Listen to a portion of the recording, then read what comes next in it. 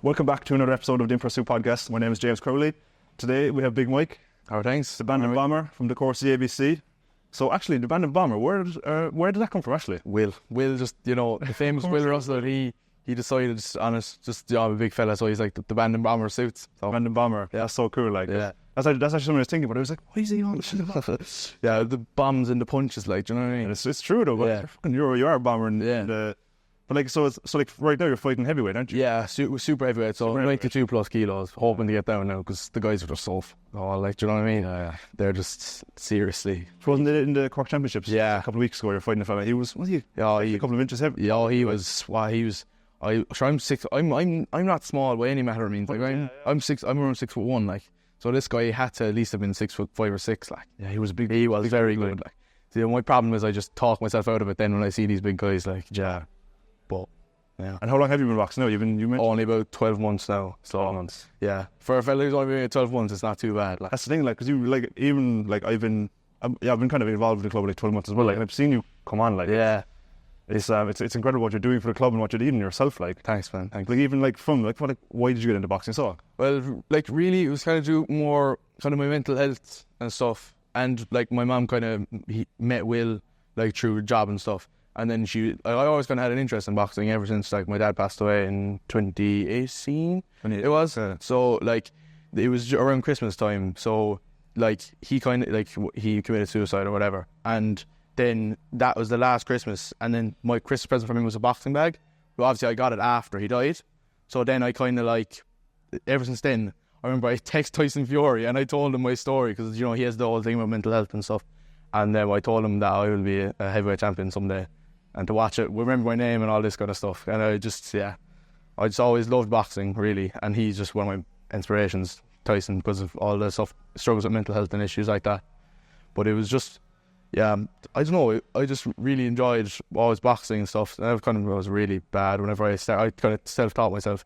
And then I came in here, it was around like 12 months ago, so I can't remember the date or anything like that. But 12 months in. Yeah, it was, and then I came in. I haven't really looked back since. I remember getting into the car after, and my mum was like, "So did you enjoy it?" I said, "I love this." So every day, well, not every day since, but I've religiously come in here now. Like, it's changed my life, really, honest, and that's the honest opinion. That's my honest truth. Because even after I won the Bandon Brawl, like, first thing I said to Will when I came to the corner, I told him he changed my life when I gave him a hug, like, So yeah, absolutely. Like, and you said change your life in what way? Like, he's just like, he's made me way more confident in myself. Like, even in my, like, even say with my weight or whatever, I've come down a lot of weight. I've kind of changed myself, and I just feel like, I played soccer growing up and stuff in GA, but I just never was really that good at it, and I enjoyed it, and I enjoyed talking to the lads or whatever. Yeah. But like, I came in here, and it just felt like, I belonged here. Like, do you know what I mean? That's so. It just like, it just felt like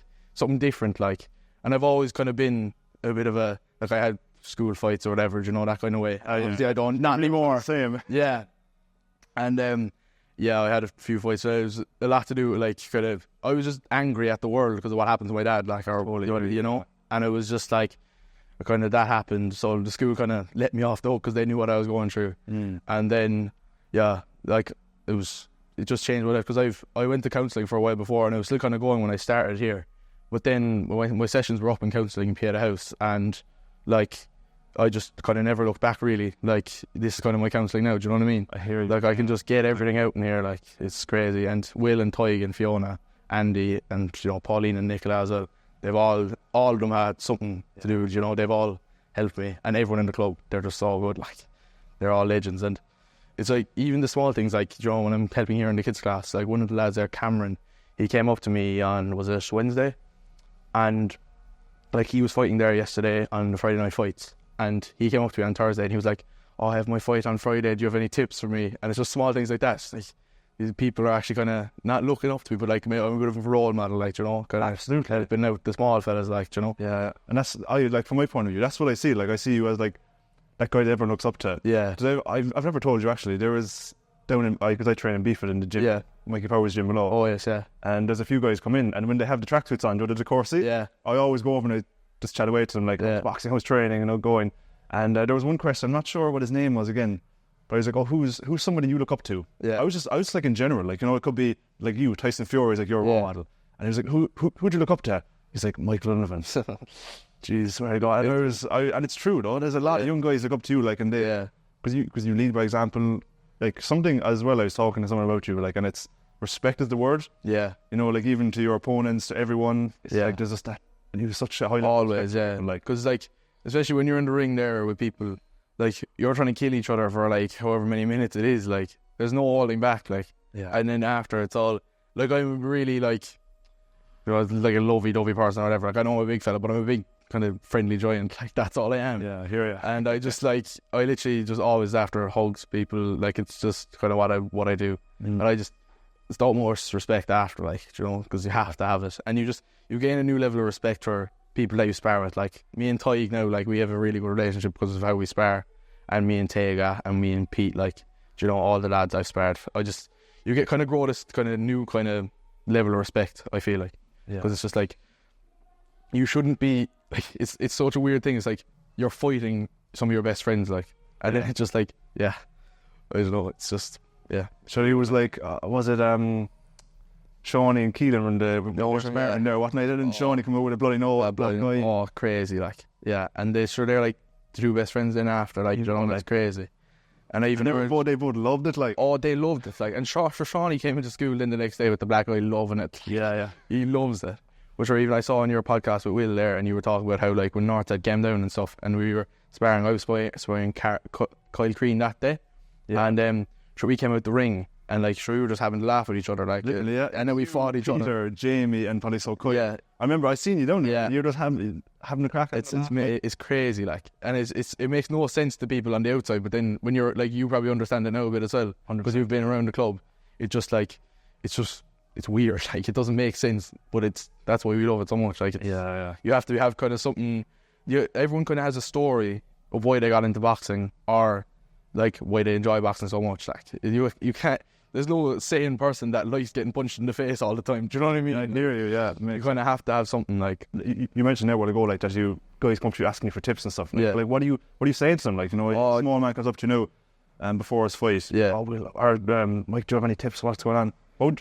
Like what you said to him. Kind of it's just more about boxing and stuff. But I always try and tell him, like, well, like it was like with Holly yesterday there. I know she was a bit nervous because she was fighting a girl that stopped her in the first round of the Bandon Brawl. And that was only like 4 or 5 days. And since then she's come on. That's changed her boxing, in my opinion, anyway. And I think in Will and Fiona's opinion as well. Is like she's come on so much. She won the counties, the Munsters, and then she got to the All-Ireland semi-final. Like, and she won the National Stadium, which is like the top, like.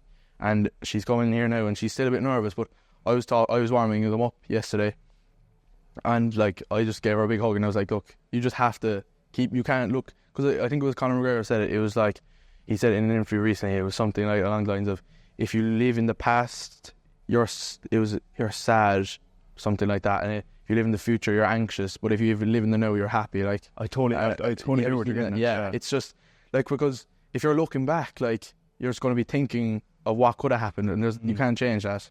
And then if you're looking into the future, like you can do something towards that. But still, like I feel like everything happens for a reason anyway. So there's nothing you can do. Still somewhat out of your control, like. Yeah, exactly. And then so you can control what you're doing in the now, like. And then Holly came in then yesterday, and she done really well against that girl, like. I was so impressed with her, yeah. She really done well. So you mentioned there that Holly, like one of her fights was, or the Bandon Brawl fight, her getting stopped. That was like a big defining moment that changed. But like for you, has there been any fight or any like training session or moment that's kind of like taking you from like just average to like being better, like, or if that makes sense? I know what you mean. Yeah, like I suppose like the Celtic Box Cup was kind of, it was like I realised that I'm really enjoying it, because I made like my competitive debut. It was like in the Celtic Box Cup, and I was fighting like a national champion. And at this stage now, I'd only been doing it around 4 or 5 months. Like it was in September last year, and so like my uncle's wedding was the day before. So I had Celtic Box, for the Celtic Box Cup, and I was one of the groomsmen. So I stayed on the dry all day, and like so I was grand. Whatever, so I had to get up around 6 o'clock in the morning. Like, sure, the wedding was only finished about 3 o'clock. So, but I went to bed early. Yeah, and I was like, I had to make these sacrifices to get what I want. Like, you know what I mean? Yeah. I ended up losing, but your man he was a national champion, and it was only my first competitive fight, so I wasn't too fussed. But it was a great experience, like, you know, and it just showed me that I can like when I put, like if it was like a soccer match now, I would never have pushed myself to like not go on to drink for the night or not leave the wedding early or all this kind of not enjoy my time. But like I really have taken a lot of like kind of, what's the word I'm looking for? Can't think now. You're much more disciplined, I suppose, in boxing compared to other sports. Yeah, because there's no supplement for this. Like this is just hard work. Like you can't do anything else. Totally. Like you can't go into, like, you know, some fellas there that go into a gym after a night on the drink or whatever. But there's no reason to do that in boxing. You're just putting yourself at such a risk. Yeah, especially when it's only you. Yeah, exactly. There's no hiding. Yeah, you know, like you only kind of so you want to get the 3 minutes in the corner.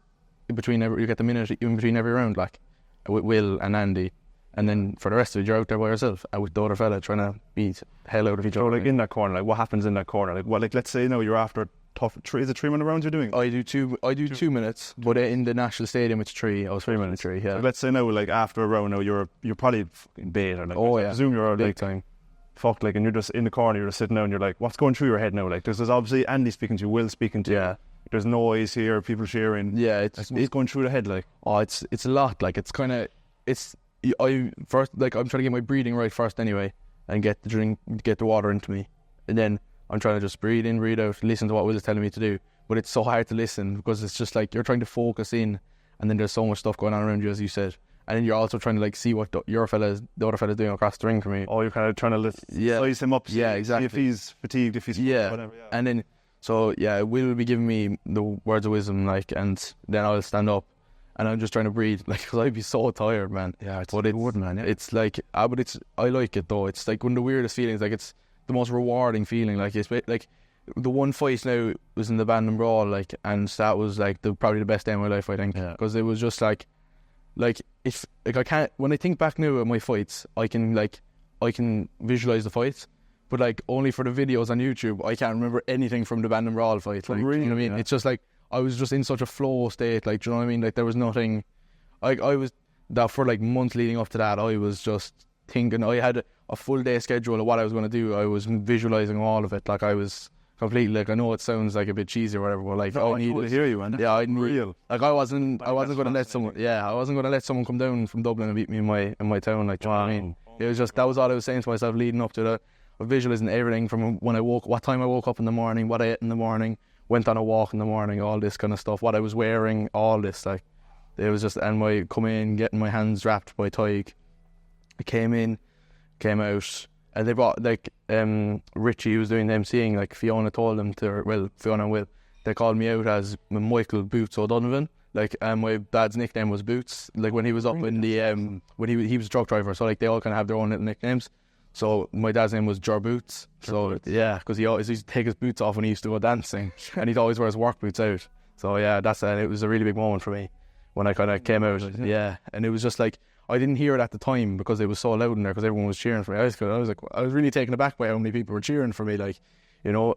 And it was a really good experience. Like, so many of my friends came up and paid the money to come in and watch me, like, and family and friends. That's just crazy. Like, and then to get the win, like, the emotion just overtook me, like, because of all the stuff I'd been through in those few years leading up to it, like, even before I started boxing with my dad and stuff. It just felt right. Like, it felt like kind of you're a bit over the hump here, like, do you know what I mean? Like, you're kind of, it just felt right, like. And even if you see in the video, then, like, obviously the emotion overcame me and I fell to my knees, but I get up. I can still see that. Like, you just and you went like, there's something you went down like this. Yeah. You just went and you put your hands up. It's such a cool. It's such a cool, like. Because I remember I was thinking to myself, like, oh, if you win now, don't fall to your knees. I was like, because everyone will be like mocking you, everything. And then, like, the emotion just came over me and I just dropped.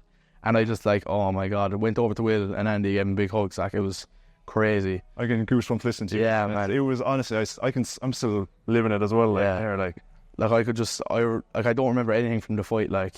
And it felt like one of my fastest fights. Like, it was just like, I felt like I just kind of went. It's just like I felt like I blacked out. Like, I couldn't, like, my mind wasn't in it. Like, not that my mind wasn't in it, but it was just like I was so focused that I was just like, I just can't remember it. You know, it was just crazy. Like, I can't even remember what Will said to me in the corner. I can't remember him coming out for the fight. I remember walking into the ring, and I don't even remember my name getting called out or anything like that. I just remember coming out, and then I remember being really tired and then coming into the corner and Will saying to me, I can't see you losing this whenever I came into the corner. So that's when I kind of got really emotional. And then hearing in the red corner, geez, like I can't even, just the best day ever. Like, and I just, man, it was crazy. Like, it just felt like, it felt right. Like, and then even in the video you can see I got custom shorts and I have O'Donovan on the front and I have Dad on the back. Yeah. And then I kind of pat the back of my shorts where my dad's name is on in the video after I win. It's it kind of, I don't know, it was just kind of it felt like I felt like my dad was with me that day, like, you know. That's awesome. And I went to his grave before it and stuff, and it was just like, yeah, it was really a big moment, like.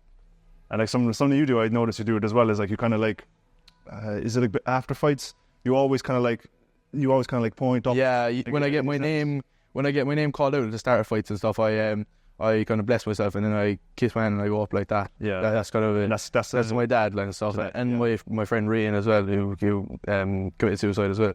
But I just felt like, you know, I had a load of stuff over the years with suicide and stuff, and it just felt like, okay, I can get through this, I can get through anything. And then like that's why I feel like the boxing has really helped me, because it's like I've come through so much mentally that I feel like my physical pain is nothing. Like, you know, whenever I'm getting these big shots, like, it's not half as hard as everything was. Like, you know, like my dad committed suicide 2 days before my 13th birthday, like, you know, and like it's crazy. Like I had to have I wasn't expecting a cake or anything. Like, it was like, I remember all my family was over. It was like the day of, I think it was the removal, I think, and we went out to the kitchen. All my family and friends were there, and like we kind of came out, and then my mum called me out, and like there was just like birthday cake there for me, and I was like, you know, I didn't expect this at all. Like, do you know what I mean? Like, it felt like there was so much more going on in the world, in my life at that time. I just kind of, birthday was one. Yeah, it felt like it wasn't. And then I remember, like, Christmas is such a big deal for me, because I just always loved Christmas. And then I remember Christmas Day, like, it's kind of it's so weird how when I think back, like, it's just like, so I got the boxing bag. Yeah, and like, so my uncles like really stepped up in a way to me, like, to be kind of father figures to me, and like, this really means a lot to me. But like, they came down anyway and they helped me with the boxing bag, but the boxing bag wasn't put up. But so I went to sleep, because obviously such a draining few days, like, and I get up anyway, and this was after I had seen the boxing bag and stuff, and I was like, my uncle was still here after I go to sleep, and I was just after watching a lot of Tyson Fury videos on my TV. Really? Yeah. Awesome. So I come down, I get my uncle's holding my boxing bag, and I just literally for like 2 minutes straight just punching the bag like mad, like, and then literally going back upstairs and going to sleep. And this was like before I even, like, I wanted to box, but this was before I started boxing or anything. Yeah. So I feel like it's kind of always been my, you know, was meant to happen for me, I think. Yeah. You know. And I know I haven't won anything significant, like I haven't won a county title or anything, but like, even just like this, like, it just still feels so, it means so much to me, like. 100%, like, and as somebody you said while ago as well, which I believe highly as well, is like, everything happens for a reason. It's like, you've been led in this direction for a reason, like, and it makes so much sense. Like, it's like, because like, ever since I kind of started boxing and stuff, I kind of started believing in God a bit more and stuff, and I kind of, you know, it's really helped me, like, because it feels like, you know, obviously it's hard in the ring. Like, I know I said I don't really feel the physical pain, but I do, like, obviously sometimes, you know, especially when you're getting these big shots from these lads from Cork, and you're like, oh, but I always feel safe, like, you know. And it's like, before the Bandon Brawl fight as well, I got blessed, like, from the priest downtown, I got my mum to ring, and I think it was only 2 days before the fight, he blessed me and stuff, so that meant a lot to me as well. I felt really safe. I just felt like nothing could go wrong for me, you know. Yeah. I had hyped myself up so much and visualised everything down to a T, like, and it just, like, I visualised some of the shots I threw in the fight and stuff. I even, like, watched back, because I was thinking for a while, I was like, I don't think I actually threw any of those shots, but looking back on the video, like, I did, like, it was just, it was just really, it, like, with the whole thing with God as well, it just kind of, like, it helps me, I don't know, it's like, it puts me at peace, kind of, and I feel like I can talk to my dad as well, and all the people I've lost along the way, you know, through, like, prayer and stuff. 100%. I love that. Yeah. That's awesome. Like, just having that faith as well. Like, it's just. Oh yeah. It's. I feel like it could be so boring, like, with nothing. Do you know what I mean? Like, as in, like, like, cause if, like, I believe in the afterlife or whatever, like, in heaven and stuff. So, like, it's kind of like, what are you living for? If you, like, I don't mean to be offensive or anyone to anyone, but like if you, what are you living for if you don't believe in there's something after? Do you know what I mean? Like, you have to enjoy yourself here, obviously, but like, you have to know that like there is another thing after this. Like hopefully, absolutely, yeah. But yeah, 100%, yeah. I said like everyone has their own beliefs, like, and it's, do you know what I mean? It's personal for you, like, you know. 100%. Yeah, like because I have a lot of friends that are like atheists and that don't believe in God, and obviously I respect their beliefs and stuff. But like, it's just me personally, it's just that they're my beliefs, you know. 100%, like yeah, like there's no judgment for anyone else. This is what works for me. Yeah, 100%. Yeah, I mean, there's no one can say that you're right or wrong, like, you know what I mean? 100%. We don't know if we're right or wrong until we're gone, like, you know. That's the end of it. That's the beauty of it, like. Yeah, exactly. That's the beauty of having a faith is like. I mean, no one. For me, that's what I think, like. Yeah. And like something you mentioned, I thought it was super interesting. The visualization you use. Oh yeah.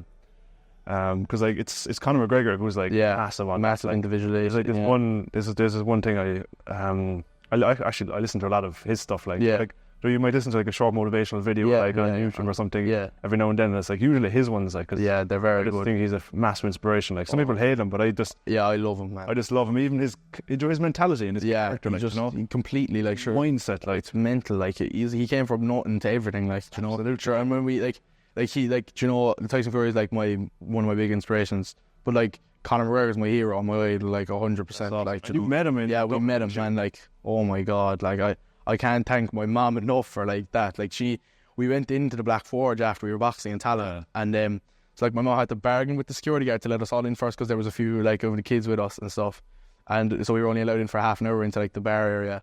And then my mom is like, she's so good to me, and like she knows how much I love McGregor, like, and like she's such a good way with her words. Like she sells sand to the Arabs, like that's what all my family say.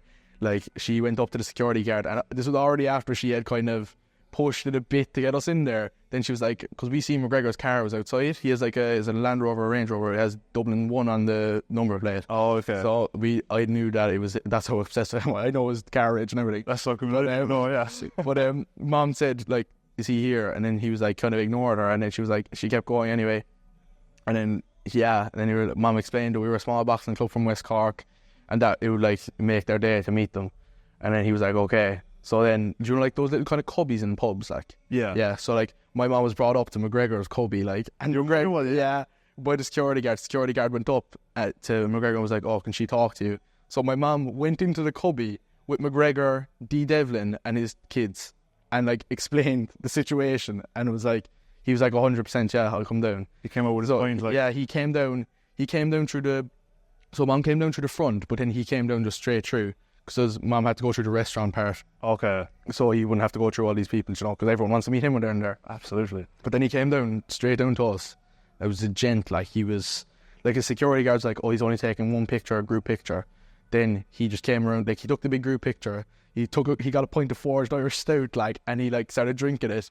And then he, like, was, like, up the Courcey and all this, like, in a video, and, like, then he went around to all of us individually taking photos. Like, I was shaking, man. Like, he's literally my idol. Like, he's like one of the, like, when he fought Floyd Mayweather. Like, it's so weird how everything's just linked for me. It's like that was the one fight I ever stayed up to watch with my dad. Like, that was the only we got up to watch it when he fought Mayweather, and like it's so weird. Like, when I think about these things, it's everything's linked. Like, it's mad. Like, and that's why I think everything does happen for a reason. Yeah, absolutely. Yeah, it's just all part of it. Yeah, it's crazy, man. Like, that was the one fight. I never stayed up to watch any other McGregor fight. Like, when I was that age or anything. Like, usually everybody did. Like, yeah, and it was just like, because I was a bit too young to be doing it, and like my dad never really had an interest in combat sports or anything. But then like he got up and he got up, but he went straight to sleep on the couch, like, you know. But he was there, like, he was with me. Do you know what I mean? So it means so much to me, man. And then like it was like, it's so weird. Like, it's like, because obviously, you know, with suicide, people like they kind of try and, I don't know, like in their last few days, they try and spend more time with the people they're leaving behind. I don't know, like, that's what I think anyway. Yeah, I hear you. Yeah, like, it was like, so like my dad, like, he, like, it was like last time I remember, like, him. So he came in and slept in my room with me, and like it was weird as well. Like, I was watching boxing on my phone that night. It was like some YouTuber MMA fight, and it was live. Before, and did you had any idea of this was before boxing? Like, I was watching some YouTuber's MMA fight on live on thing when my dad was in my room with me, and it's just like, that's the last time he was in my room with me. It's crazy. It was only about 2 days before it happened. Like, it's just mad. Like, when I just think about these things, it just doesn't make sense to me. Like, well, it does make sense, but it's just weird. It's like, just it's mind-boggling. Yeah. How much sense I suppose it makes almost. Yeah, it makes so much sense. It makes no sense. Yeah, exactly, man. I hear it's crazy. It's mental. Yeah, and like most people say, like it's like you shouldn't meet your heroes. Yeah, because they might be like a dick in person. Yeah, whatever they mightn't be as they look. Oh, like, he was the opposite. Yeah, he was the opposite, man. He was like he made so much time for us. Like he came around shaking hands with everyone, talking to us. Like sure, Luke was there, small Luke. Yeah, Luke Collins. Yeah, Luke Collins. He was there, and like Paddy, and they were like. Oh, he was like, this is the future and all this pointing to them. Like, it's crazy, man. And like, he'd come around, and like Keelan, my friend, he doesn't do boxing anymore now, but he was there with us, and he was like, Keelan, I was like shaking. I was like, I couldn't talk to him. I was like, I'm a big fan of all this kind of stuff. We got a picture with him. Yeah. But then Keelan like had a bit more confidence about him, and he was like, McGregor, will you do me a favour? And he was like, what, will you come back, will you knock Islam Makhachev out and all this? Like, he was like, that's the plan, bud, and all this kind of stuff. Like, it was like, crazy. I couldn't. I was too nervous, man. He's literally my idol. Like I have, like, it's another thing. Like, this sounds like I'm making it up now, but it's actually he fought Donald Cerrone in his comeback fight, and this I think it was like January 14th, 15th. So this was like the January after my dad died. So like it was like December, and then my dad died in December, and then it was the January. Oh yes, so a month later. Yeah, a month later, and that was his comeback fight.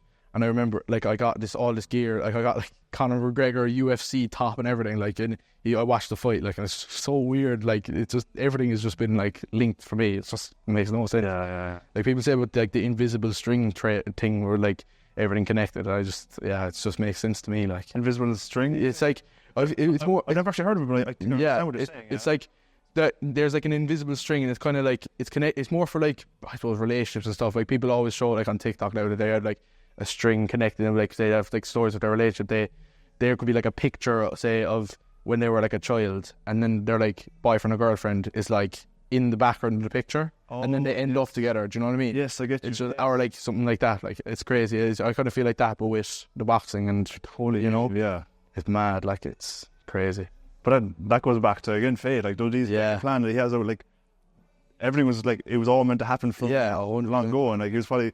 There were little signs, do you know what I mean? Yeah, meant to happen. If you like, when I think back, even when I'm talking to you now, like it just all makes sense. Like, there's some of the stuff I've never really thought about like that, and then when I'm talking to you, it just makes sense. Like, I totally hear you. Like, yeah, it's crazy. But that's the thing, Joe. You can talk with some people about certain things, and they mightn't understand it, but other people they will. Like, yeah, and definitely. I suppose that's been big as well. If you come into boxing, like, you meet people who similar kind of, were the same. Yeah, like, not the same because we're all different in different stories and in our unique ways. Like, but like, you meet people who are gonna.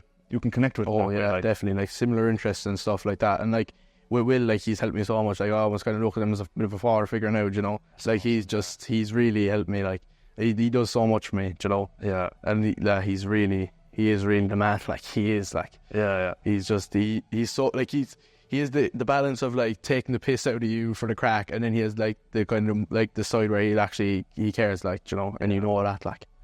But yeah, he's a boss, man. I totally agree with you, like, and so much respect from like what he does for this club, like, and for all the kids. It's never going to be, like it's never going to be truly like appreciated. Like what he does is it goes above and beyond, like from my point of view. Like, for sure. What the boxing club has done for this town, I think, even since it's moved from Ballinasvittle, like it's like you see like all the kind of the kids that would be kind of a bit troubled, from they'll be hanging around town or whatever, and they'll be doing all sorts like. Most of them come up here, like, and then they change themselves for the better. Like, it's crazy. Like, and he helps them with that. Like, and and Tig as well. Like, they go above and beyond for this town. And I don't think the town, the people, the TDs or the politicians or the businesses in the town appreciate it enough. Like, I just don't think. Like, obviously with the funding, like, there's obviously a need of funding, but it's just if they're so easy to give it to, like, say the JR soccer or whatever. Like, nothing against JR soccer, or whatever, but like, I think boxing just changes, like, obviously myself, it's changed my life, and then there's like countless other people. Yeah, you're only one of many. Like, exactly. And everyone has some kind of story how it's helped them. Like I can guarantee you, if you asked anyone in the boxing club, if you came up here of a Friday or whatever, they'd all tell you it's changed them some way. Yeah. Or even like I don't know, the families of people that do boxing. I think like it's made me a way better person in general. Like, really, yeah. Like, I think awesome. Like I used to have like I had anger issues and stuff, and like I feel like I can way more now kind of control my anger, because it is like, because I come in here 3 days a week and I get my anger out on the bags or in sparring. Like, obviously I'm not trying to hurt anyone in sparring, but you know, like, it's just on the bags and stuff. It can be, yeah. But that's so interesting what you say, like, because you know, like, I'm not sure who said it. Maybe do you know who Jordan Peterson is? He's like a philosopher anyway, but he's I actually do. It's like he done a thing with Ronaldo a few months ago, I think. Maybe so, yeah. But like something he said is like, just in general, like you want to become a monster, but learn to be able to control it, and that's what's like. So like, if you're involved in combat sports, boxing, MMA, whatever it is, like you learn how to kill people and beat people up pretty much.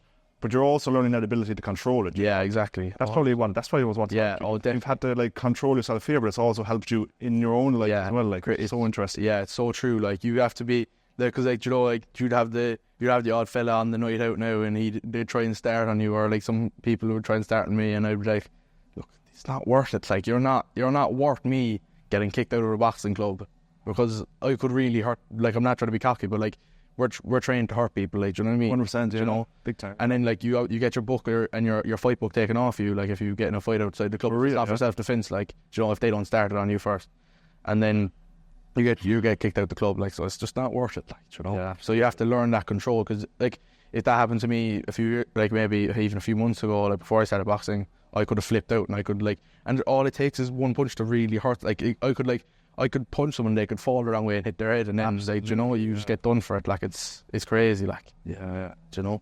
It's so true, like, because I was doing BJJ for a while, and I remember the coach I was working with, he was saying it's so important that you don't get into a fight on the street, or you learn how to, you know, I think it was about learning how to in BJJ, you can get someone on the ground like that, like. Yeah. You start with a certain move, like. It's like you need to be able to learn how to get someone to the ground safely, you know. Yeah. If you're doing it out in the street, you're to be able to flip on the floor, they're going to have their head off, and it's murder then, like. Yeah, you need to be able to disengage the situation, like, it's just, like, because especially with BJJ, you can get them down, and you can just like kind of pacify them by choke, like put them in a choke or something. Yeah. Then with the boxing, like, all we can do is just punch them, like, do you know what I mean? And then there's no other way to do that, like, you know. Absolutely, I totally hear you, like, and like. I had a question there. I always have these questions pop up. So like when you're talking, I'm like, this is a good question you asked. It's super interesting. And then they just like leave my head. I'm like, I know the feeling. So you mentioned there, Joe, like businesses in Bandon. Yeah. Joe, like they don't kind of appreciate the club or support the club. I suppose like that's because they kind of don't understand boxing. Yeah, that's true. What do you think people get wrong about boxing? I think people think that it's just like this. The people that go in here are just crazy, and that they just want to hurt people. Like, it's way more than that, like, you know. It's way more than just people punching each other. Like, I know it, like, on the basis it is, like, but there's a lot more that it's about, like, you know. It's about, like, as you said, with you have to control yourself. Like, you can't, like, because if it was just a fight, when people get knocked down, you just go down on top of them, like in MMA, you know, throwing down the hammer fist. Like, it's, like, I just think people don't really think about how it helps people at all.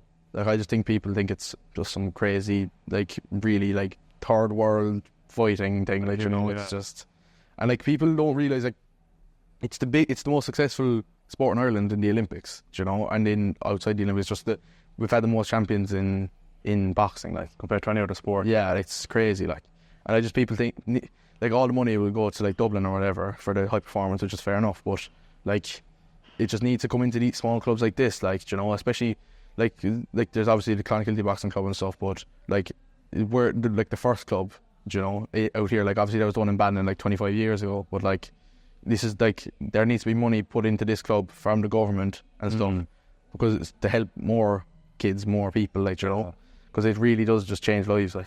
Absolutely, like, and it's so true, like, because I think, who was saying, I think it was Tig was saying, actually, like, you know, there hasn't been a boxing club here for a long time, you know, like, how many champions or how many possible champions have there been just thrown, this is it, been let go, like, you know, this is it. And, like, as well with the club now, like, how much more people could we get into the club? Oh yeah, how many could be here? You know, there's some awesome boxers here, like, how many more awesome boxers could there be? Exactly, how many boxers are there that like as Ty said, like, has just never had the chance to, big time, like, you know, like, there could be the next Katie Taylor, the next fucking, like, Tyson Fury, or Conor McGregor, like, it's just literally, like, they could have just had, like, and there's a load of, like, I hear stories from like Andy. He was part of the boxing club in Bandon back in the day, like. Yeah. And like I know a few people from I was working with in the summer, Paddy McCabe, and he was part of the boxing, and like they had so many good like fighters like in that Bandon club, and then like when things happen, then it's like imagine if they kept going, like imagine if they had the facilities to keep going, like what could have been, it's crazy. Absolutely. Like we could have had our own Conor McGregor come out of here, like like a similar story, Absolutely, and even like boxers, but like also how many more people could we have helped? Like, or in your situation, in other people's situation. 100%. How many more people could have just got out of that hole, that they're in, like. Exactly, it's crazy. Lived a much better life, Yeah, and like just thinking of people that are just giving up on themselves, like, and like if they like, I'm not like obviously boxing mightn't be the answer for everyone, but like for a lot of people it is, like, and it helps so much people. Like imagine how many people could have been saved, like from taking their own lives or something like that. It's crazy when you think about it. That's very true. Yeah. Like, absolutely, and that's if that's not proof as to why this club needs more funding, I don't know what is, like, you know what I mean? Like, some people might find their peace in soccer or in the GA or whatever, but like I just think boxing is just so much more of like a mental sport, like, like it's like you're not just going in there and you're not just thinking, oh, I need to punch this. Like, it's not a caveman sport, like, do you know what I mean? Like you need to be so switched on, like you have to be, I'm getting punched here, I need to punch back, but I also need to defend myself, and I need to find where the punches are on him, like, Absolutely, yeah. You have to be so switched on, like. But like when you're in there, like when you seem to be so switched on, like, yeah. But like we talked a while ago, but what it's like in the corner. But like when you're in the middle of that round, like when you're going through it now, like when you're getting fucking punched in the face, body shots coming in, and you're trying to hit and you're trying to pick up shots, like what, like how do you manage that now? Like what goes on when you're? I've never been in the ring. Yeah. So like what goes through your head now when it's weird in the ring? With me, it's like I get way more cocky. It's like, I remember in the Celtic Box Cup, I got hit with a serious body shot here, and I just went to your man. I just like let my guard down. I just slapped my belly, and I was like telling him to come on, like, and it was like there's a clip of it. Like it's just like I'm such a good, like, as I said to you before we started recording, is like I love entertaining people, like, and it's just like I don't want, like, why, but it's just I've always loved it. Like, even there's a video of me there I found, and it was like when I was about, I think it was like when I was 6 years old or something. I was wanted to be on the Late Late Toy Show, and I was like dancing in my nana's house, like it's just so almost like it was like like they send in the video things to be on the Late Late. Yeah, and it's just like some stupid stuff anyway. But that's so cool. Yeah, but inside in the ring, I don't even know. It's hard to. I don't even know how to explain it. Like it's one of the weirdest things ever. Like it's like. Because it's like the anxiety is like, I have anxiety anyway, but it's like before I get into the ring, the anxiety is through the roof, man. And it's just like I just like try and like hone it into like John Jones, the MMA fighter. Yeah, he like said you have this like anxiety, but you either let it. It's like a fire. You either let it consume you, or you either turn it back around at your opponent. Wow. Do you know what I mean? Yeah. So it's just like, you have to turn that fire into something. Like, you can't just let it consume you in the fight, because you're just going to be done then. Yeah. Like, and I've let that happen to me like sometimes, but then I was like in the Bandon Brawl, like I completely switched like the mindset. Like, I wish I could have kept that mindset for now, like for my fights now. It was just like there wasn't a lot of pressure on me, because I knew whatever happened, everyone would still be happy for me. But I wanted for myself, I wanted to win that fight. Like, and I was just, like, you're thinking in the ring, you're like, okay, so if I can, I kind of started to think a bit more now. It was like my setting up my shots, like say if I jab down to the head, guard go up down to the body, then something like that. But like when I first started, it was just like go hell for dead, or like, and do what you can. I hear you, yeah. But like, yeah, no, I just think, I'm after. It's hard to explain it, really. To be honest, that's the answer. It's something you just have to experience. Yeah, exactly. Like there's so many people that would never dream of getting into the ring, but I feel like even the people say that would come in here and they'd spar maybe once, like spar people in the club. Like, I think you're just not that you're a better person, but like you just become, like, it's just something weird. It's just like you are, like, you've put yourself on the line here, like, to go in and try something for yourself. Like, you can never know how it's like in the ring until you actually get in there, and that's why I think you should get in there sometime.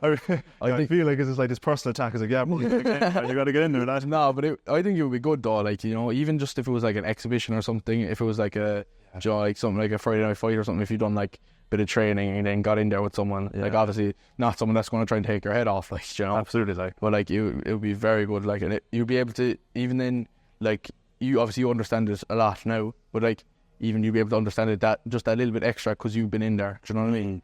And I'm not sense. Yeah, and I'm not trying to like be nasty or anything. Like I'm just saying like that's like how like because you'll be able to understand it way more. And like I don't fully understand it yet either. I've not been on the big stages like the National Stadium like not yet. As you know, not yet, man, not yet. But yeah, I was only talking to Patrick McGilligoody there. He's another one of the lads that does boxing here, and he was like, I was like kind of. I was a bit like I wasn't like down on myself, but I was kind of like, do you ever get like imposter syndrome or anything like that? You know, like where it's like I was like kind of thinking I was like I'm doing this podcast with you now, and I'm doing like all this kind of stuff, and it's just like I've not actually won anything yet. Do you know what I mean? And it's just like, you feel like you're not good enough to do these things. Yeah, it makes me feel weird. But then it's just like Patrick was saying to me, was like lad, you have to like actually think now, like you've been doing it 12 months, like. Done the Celtic Box Cup. I came last in my weight category, but I was third in that. Then I was supposed to do the under 18s, and then stuff happened. I couldn't do it. But then I technically still got third in that because there was only 3 in my weight category as well. Which are like the fella I was supposed to be fighting. He went on to win European gold 3-4 days ago. Like it's crazy. Like and he won European gold in super heavyweight. So he's one for the future definitely. Yeah. And I'd like to share the ring with him, but you know. It would be tough, obviously, really tough. But I'd like to gain that experience as well, because I've shared the room with some really really good people, like obviously Tyg, and then there's like some really elite boxers. Like when we were in Tala that day when we met McGregor, me and Tyg, we done an exhibition with this guy, Danny Fakawade is his name, and he got it to the semi final of the I can't remember if it was the elites in super heavyweight or it was the seniors, but he fought this guy. Ilya, I don't know how to pronounce his last name, but he's from Georgia originally, but he moved to Ireland and he is just a machine, a knockout machine. Like Danny, he lost to Ilya in the thing, but we shared the ring with some. Like I've shared the ring with some serious people, and like BB from Golden Gloves as well. He's a monster, man. He is so good. And like there's another lad, Jamie from Golden Gloves as well. Like these, like it's like. You know, you hate it at the time whenever you're getting the shit beat out of you, like. But then you just know it's going to help me in the long run, like. Do you know what I mean? Like, because I remember my last fight I lost against Franco, and he was gotten to the straight final in the under 18s, but I fought him at the senior tournament in the Golden Gloves tournament. Was he the? Yeah, he was a really tall guy. Yeah, and that was a really good experience. Like I know I didn't fight my best, but. It was still a good experience, you know. 100%. And I was sparring BB like a few days before that, like so. It's just a lot, it's a really good experience to get these elite guys, like you know. That's it. But like all these fights, like you're still so early in your possible long career, like so all these fights, these are all character building. You know, sharpening your tools, sharpening your kit box, like for the years and fights to come, like 100%. Like, that's all it is. Yeah, just experience. It's like some kind of game on the Xbox. Something you're just getting XP, like you know, you're just getting up, billion, getting up levels, man. It's just literally, That's all. I don't know who someone said it, but like they, not sure who said it, but like even you approach life in that way. Oh yeah, you think of it as a video game. In a video game, you want to build your character up to get as strong as possible to win the biggest levels. The same in life, you want to build your character up. Yeah. So that you can be able to take on the biggest these big things that come at you, like 100%. And the same when you're in sports. That's so interesting, actually. The way you say it, like I just think it's it just makes sense when you think of it like that. Yeah. So like, let's say now I'm to get in the ring now. I'm to start boxing, and you're coaching me now. Where do we start? What are we doing now? First thing is we're getting you in the right boxing stance and stuff. We're telling you, like, asking you what hand you right with and what hand you right with for the way I watch. Right. So your right hand's behind you. So left hand's out in front, left foot out in front, right foot behind. So we're focusing so on the fundamentals of all these basic things. So we're getting you in. Yeah, we're getting you in. Like, because I do the kids class, and then sometimes new people will come into the club, and if Pete's not here or like Ty's busy, I'll like kind of show the lads the ropes or whatever. Like, how to go on the pads first. So just get the jab working first, the left hand or your lead hand, then your back hand, then just work through hooks, uppercuts, just kind of getting the basics, and then they'll kind of do a bit of shadow box and all that. It's just just get the basics run through first. Yeah, that's good. Just get locked in with them. Like. Yeah, exactly. So that's all you need. Like, you know, like it's like you see, like, you know, Prince Nassim, like the boxer from a few years ago. Like, or a good few years ago now, but he was like a complete showman. Like, I don't know if you've seen him on TikTok. Or, like, I'll show you after. But and you know, Ben Whitaker as well. He's the new guy. He's kind of similar to him, but they're really fancy. Like, they call them drunken masters. Like, that's what they're masters. Okay. Yeah, So like they fight with their hands down. They're like putting their heads in. They're moving around like that. They're complete showmen. Showmen, like, yeah. You know, you love watching them, but then you'd love to see them get knocked out as well. You know, in a way, it's just kind of like I like watching them fighters, and like I really find them entertaining. Especially Prince Nassim, like he was one of the greatest fighters. Like, you know, I love watching him, and like it's just like you love watching these guys, but then you like, what if they get knocked out, man? Like, you know, like Nas was undefeated. I can't remember how many fights now, but he won I can't remember what he fought really low weight anyway. But he lost the title fight. Like he lost the titles and he just retired straight away. Yeah, but he was like something crazy, like 40 and something. No, I think anyway. Yeah, but he was really good. And Ben Whitaker's just on the come up, like, you know. But like it's like these guys, it's like Manny Pacquiao. Then he's like a really basic fighter. Like you can see like Floyd has the Philly shell, like Floyd Mayweather. But then like you just have these guys that are just like really basic, like Manny Pacquiao. He's just really, he has just the proper boxing stance, you know, that we learn here. You know, like he has that. And Dimitri Bivol as well. Like they're all kind of similar guys like that. Yeah. And there's all different styles, obviously, from like, because I think when you were in America, there was a lot of people using like the Philly shell, like, and, you know, and like there's like like you see on TikTok there's like people, they do like kind of impressions of different boxing styles. Yeah. Okay. And like you have the Soviet style, which is like Dimitri Bivol, and then like you have the Philly shell, which is like the American one, and it's all these different kind of ones. Like it's cool to watch, like, so. But I just think like it's the easiest one to know is our one, like, because it's just so simple, like, you know, you just keep your hands up, like, you know. But yeah, that's what I'm going to ask you. Like, is there any like boxer? Is there any like kind of style of boxing you kind of like you aspire to have, like, or is it like you mentioned Tyson Fury? Do you aspire to be like him, or what? Like, where would you like to see yourself go? See, it's just like I'd love to be like Tyson, but it's just like he's just a freak of nature, man. He's like 6'9" and he moves like he's like this lightweight. It just doesn't make sense. Yeah, like he's crazy, yeah. But like I'd love to fight like him, but I don't know how possible it would be. Alright, but as well with like Prince Nassim and all them, like, but they're really really light guys. But like that'd be almost next to impossible for me to fight like that. But yeah, I really do like Tyson, and I like a bit of Mike Tyson as well. Like, you know, the peekaboo style where he keeps his hand up. That's what I try to do sometimes when I'm against the bigger opponents. But sometimes it works, sometimes it doesn't. You know, Mike Tyson. What's going on here with Jake Paul? Oh, what's going on there? there? I don't even know. Jake's going to he's going to be on the canvas. I hope anyway. Oh my god. Yeah, it's a shit show really. But there's a good thing Katie Taylor's fighting on the undercard at least. Well, she shouldn't be fighting on the undercard of that, but she would be in the main event. But it's good to have Katie Taylor, Amanda Serrano fighting. But it's going to be so cool for, like, you know, like people our age who've never seen Mike Tyson like fight, only YouTube clips and videos. Yeah, literally. But like, to get to see him actually fight, like, it's going to be. It's obviously not to be his prime because he's well past it. Like, yeah. Did you see some of his training videos? Yeah. Oh, he looks solid. Man. It's crazy. It's incredible. Like, he's 56, I think. Is it? Yeah. I think. Jesus.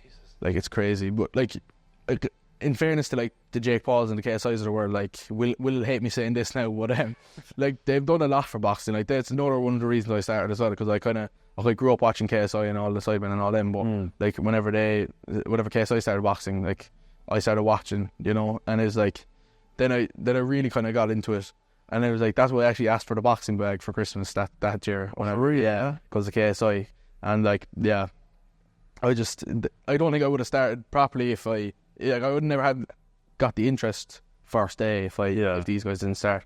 But I know, like, it's weird now. It's like you see some of these YouTube fights, and it's just like these guys are getting paid all this money to like fight on the big stage, and they're actually shit. Like, and then it's just like you see us in here then that are actually drilling it every day, and we're getting paid nothing. Like, do you know what I mean? Obviously, like, because we're only amateur.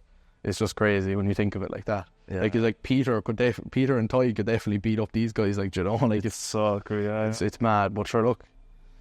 Game's the game, I suppose. Isn't this I'm not sure again who said it. Like, isn't in the UFC there's like some awesome fighters. Like, it's just because their name is small, or just they don't have the personality of some people. They don't get as far because they don't get the backing and they don't get the support. Yeah, they don't get support. You have to have like a character, like, you know, like that's why McGregor so like. But he could also back it up when he was at his best. He was such a good fighter, and then he had the character and he had the like kind of charisma, like, you know, and it's just like.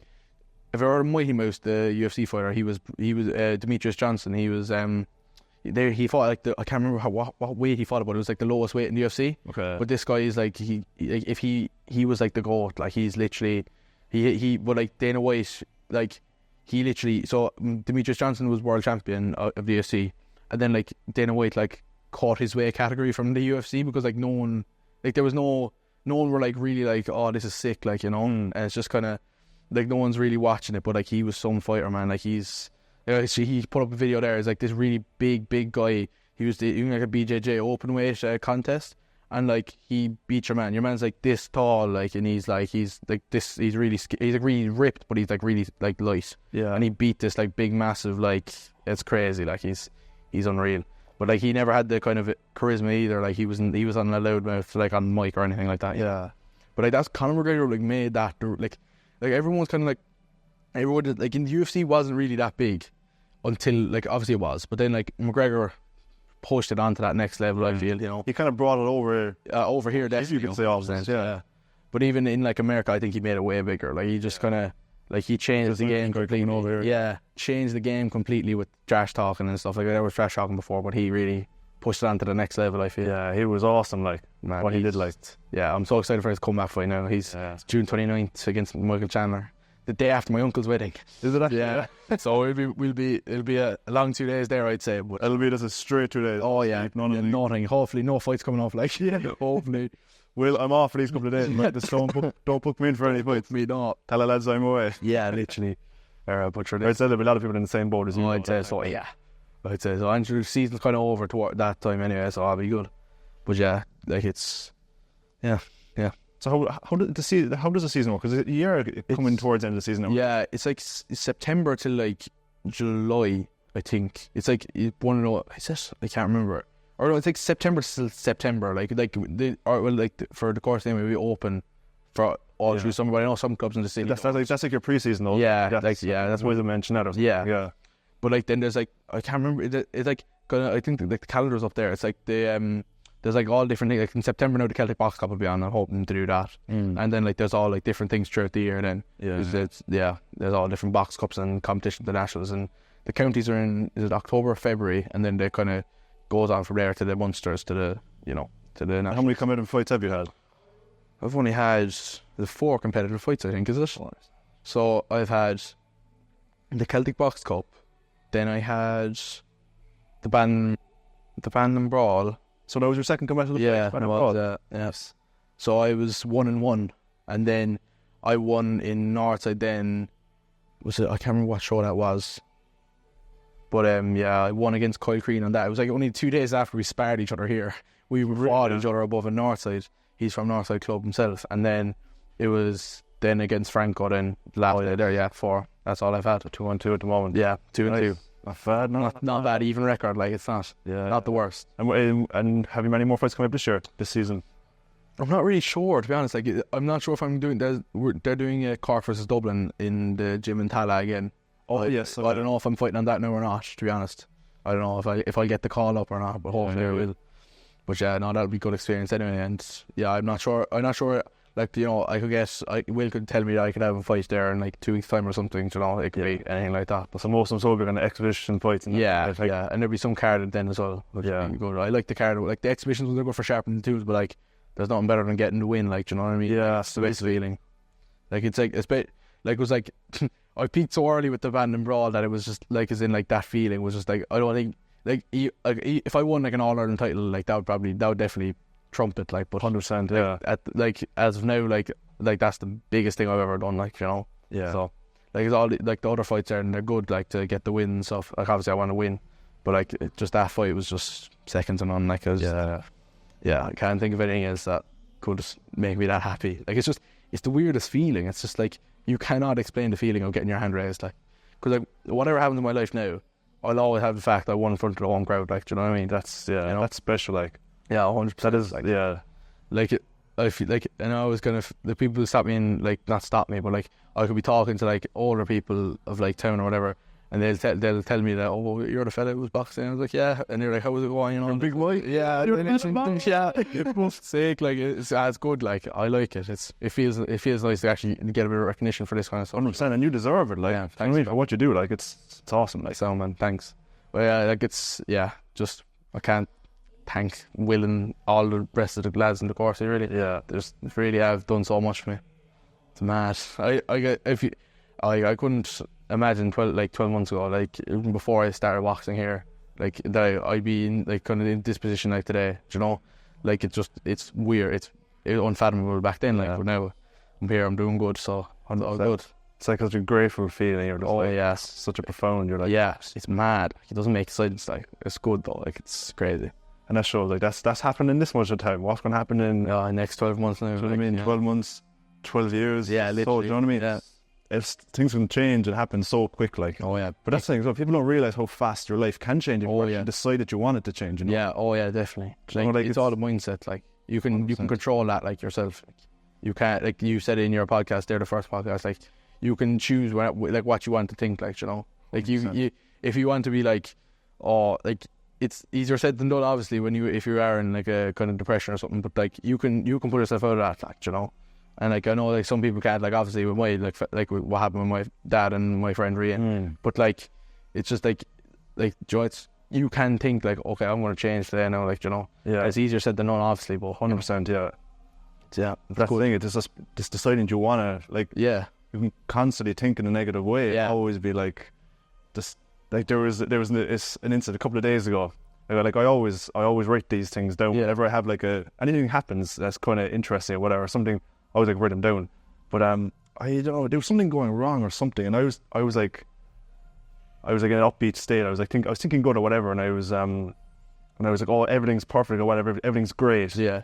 And some other guy who said, keep telling yourself that. Yeah. And I said, I will. Yeah. And I was like, okay, that's it. Like that's how you. That's what you need to do. Like that's what, like, I was trying to get myself to that state for a long time.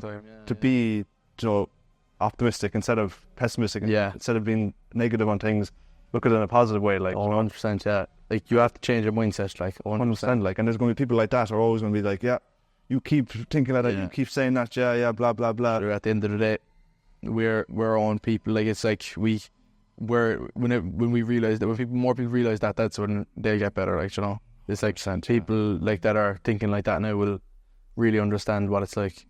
But like for people now, let's say you've been in, I can't imagine what it's like been for you. Like, because I haven't experienced anything like you have. Like let's say there's people going through that. Yeah. Like it's torture, shit, you could say. Yeah, 100%. Lack of better words again. Yeah. Like someone's going through that now. Like what do you want to say to them now? Like, let's say you're there, you put your hand around their shoulder. What are you going to say to them? Like, I just think you just have to find something, like whether it's a person, like whether it's a sport like boxing, or like just anything. Like, I just think you need to find something like that's going to help. Some kind of a outlet, or just some kind of a thing that's going to help you. And I think you just need to talk. Like, that's the main thing. Just talk. Like, you have to. Like, I've been open on on this podcast now and stuff.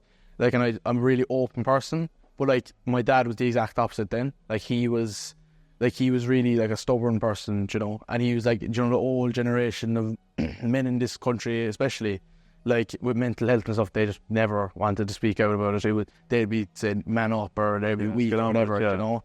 Like, and it's just like, I just think that's so old-fashioned, and I just don't agree with it at all. Like, it's just one of the big things in my life is just, you have to talk, like, you know, you have to.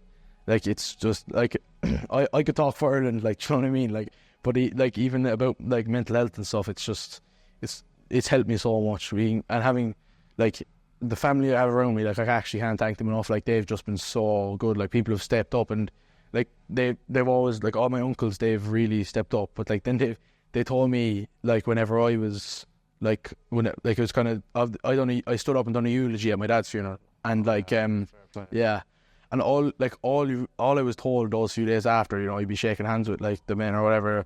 Oh, your dad was a great fella, whatever, and all this. Like, you have to step up to be the man of the house now and all this. But like, Joe, how do you, like, I'm just 13 years like, of age, it doesn't, like obviously I know they weren't trying to be bad or anything. Like, they were just trying to be good, but like, it's just so hard to like I felt like then for a while I had to be this, like, I had to step up, and like I did step up. This responsibility, like, or this this kind of exactly. It's just all like, it feels like a weight being put on your back. Like, I stood up and I done the eulogy, like, but all my uncles said that, like, literally they felt like from the day before, say, my dad died or whatever, and then like for the days after, like, I turned into a man. Like, it's just, I've made, like, And I kind of, like, when my uncle Damien, like, he said it to me there, he's like, you literally did, you just completely, like, he said he remembers he was, like, having tears in his eyes whenever I was saying the eulogy and stuff, but, like, I stood up there, like, by myself, like, and I said it, like, you know, like, I think it was my uncle who was standing next to me, but, like, I was there, I said it myself, and it was, like, when I did, like, I like doing, like, I like making people laugh and stuff, as I said, I like entertaining people, but, like, it was weird, I'd be saying really, like, all this emotional stuff, but I remember writing it, all my uncles were with me, I was writing it, and I remember being like, I'm going to make this a bit lighthearted, like, okay. So I had a few, like, there's a few little digs at, like, family, friends and stuff, like, well, obviously I said, like, my dad used to drive trucks or whatever, and he was a Scania man, like, and there's all this kind of, it's like like basically like soccer teams for, like, truck drivers, like, they love same with farming for truckers and everything. Yeah, exactly, yeah. And and my dad's, like, best friend, Paddy Murphy, he's from town, he's an older man now, but he's like my grandfather, like, he's the best, like, him and his wife Christina, but, like, they had a hard life as well, like, their son died in a car crash in Canada and stuff, so like, that was a few years before my dad died, and they would have been close. So, like, he's an Iveco man then, like, so, like, I was like, I said something in the eulogy, it was about Scanias, and I said, sorry, Paddy, and then, like, everyone started laughing inside the thing, like, it was just, like, it's such a weird, like, so, yeah, that was kind of a bit of a light-hearted one, like, you know, to get in there, even though it was, like, the hardest few days of my life, like, it just felt, like, it kind of comes back to, like, the boxing. It's like, I always want to entertain people, you know, and it's just like, I want to be a crowd pleaser, you know what I mean? Like, that's, like, I always try and have good fights to watch, you know, like, they mightn't be the best technical fights. I could get involved in a bit of a scrap inside there, but, you know, I'm always trying to, like, show my skills. So show my skills, man. Fair play, like. And something you mentioned there as well is, like, you know, like you said, like, you almost became a man that day, to know, and it's like Jordan Peterson again. He said this. I'm quoting him a lot now. He said, he's like, you want to be the strongest man at your father's funeral. Yeah. And, like, that shows that you were, like, and you were only 13, like. Yeah, like, I had to really grow up overnight, like, do you know, like obviously I'm still a bit immature in school or with the lads or whatever. Boys will always boys. Exactly. But, like, I had to become a bit more of a mature person in a way of, like, just, like, I am kind of the man that I was now or whatever, even though I was still only 17, like, but like, it had to happen overnight, and it's just like, it's really shit that it had to happen the way it happened, but, like, it shit happens, I suppose, like, you know, like, and I've had a lot of people, like, a lot of men in my life that have helped me, you know, step up, including Will and Tig, like, but that's awesome, you know, they, like, even my uncles and stuff, like, they've all, even teachers in school as well, like, you know, like, like, a lot of people have helped me, like, and I'm thankful for them. But, like, I just had to be. You said a man above as well has helped you a lot. Oh, like, big time, man, big time. Like, and even it was just the hardest thing was that, like, to shoulder out my dad's coffin. Like, I had to do that, like, when I was only 13, like, you know. Yeah, my uncles kind of said to me that it was like, Joe, with my grandfather, he died of cancer, like, and it was like they got to say goodbye. But, like, it was with me, like, it was just taken from me, just all, like, overnight, like, it was crazy. Any last piece of advice now, or any last piece of, I suppose, you want to say? I suppose just, I hope, to all the lads that are watching it now, like, from school, just, don't rip me too much, like, nah, but, it's been good, man. He deserves a lot of respect for this, like. Yeah, no, just, thanks a million for having me on as well, and just, and being here, bud. Will and Fiona. Will, Fiona, Tig, Andy, Pauline, Nicola, everyone in the club, and even all the lads that I'm sparring with, and everyone, just thanks a million. You've done so much for me, and I appreciate it. And James, awesome. Mike, come on, cheers. Awesome. Thanks for watching, guys. Like and subscribe.